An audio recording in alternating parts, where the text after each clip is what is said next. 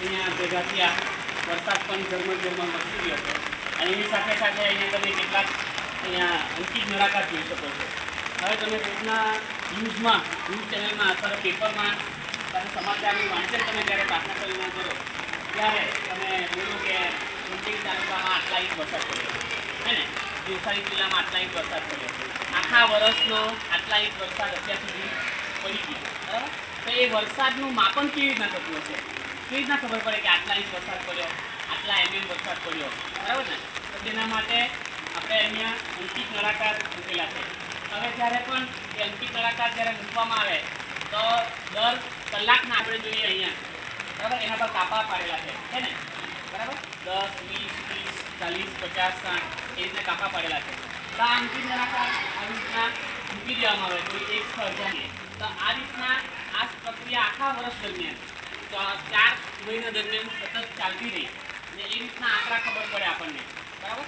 હમણાં એ ન્યૂઝ ચેનલમાં સમાચારમાં કેટલાક બ્લોગ્સ આવે એની અંદર મૂકેલું આવે કે નવસારી જિલ્લામાં અલગ અલગ તાલુકામાં કેટલો વરસાદ પડ્યો. હવે એમાં ગયા વર્ષનો બી વરસાદના આંકડા હોય, સરેરાશ કેટલો વરસાદ પડેલો, તો આપણને ખબર પડે કે અત્યાર સુધી આ વર્ષે કેટલો વરસાદ પડ્યો, બરાબર ને. હવે એનું માપન જે છે એ તમે ઇંચમાં કાં તો એમએમમાં મિલીમીટરમાં તમે આપણે એને માપી શકીએ, બરાબર. તો એ ઇંચ અને મિલીમીટર સેન્ટીમીટર અને વચ્ચેનો સંબંધ તમે મિનિટમાં એને કહેવાનું છે કાપા કેટલા છે. જે બે કાપા વચ્ચે જે મોટા કાપા વચ્ચે જે 10 કાપા છે ને એનું મૂલ્ય 1 ગણવાનું, બરાબર. કેટલું છે જોઈએ